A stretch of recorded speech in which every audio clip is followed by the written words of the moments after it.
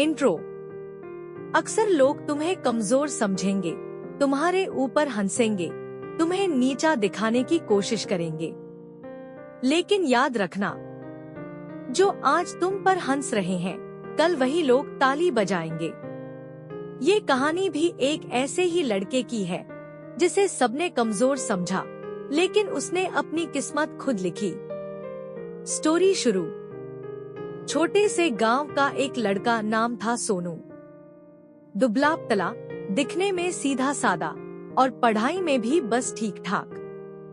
गांव के बड़े बड़े छोरे उसे ढीला, नल्ला और कमजोर कहकर चिढ़ाते थे। स्कूल में टीचर भी उसे सीरियसली नहीं लेते थे।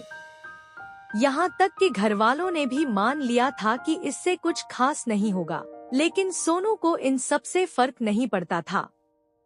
अंदर ही अंदर वो कुछ बड़ा करने की ठान चुका था। एक दिन स्कूल में एक स्पोर्ट्स कंपटीशन हुआ, 100 मीटर की दौड़। गांव के सबसे तेज लड़के पप्पू ने सोनू को देखकर हंसते हुए कहा, अबे तू भागेगा, हवा चलेगी तो उड़ जाएगा। पूरी क्लास हंसने लगी। सोनू कुछ नहीं बोला, बस मुस्कुराया।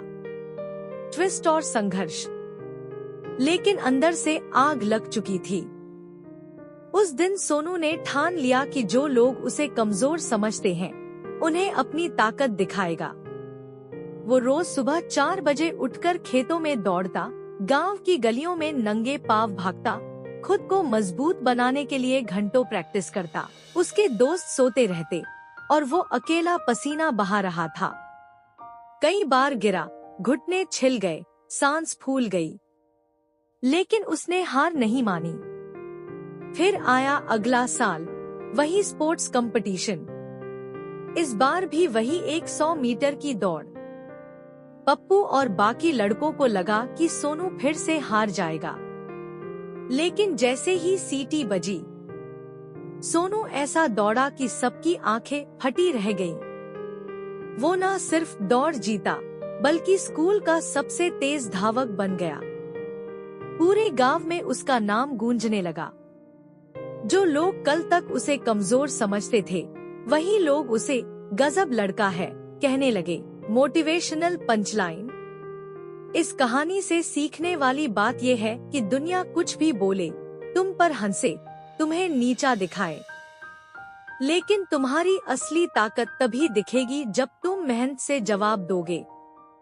याद रखना, जिन्हें लोग कमजोर समझते हैं, अक्सर वही इतिहास बनाते हैं। तो अगली बार जब कोई तुम्हें कमजोर कहे, तो मुस्कुराओ और अंदर से सोचो, रुक बेटा, तुझे टाइम पे दिखा दूंगा।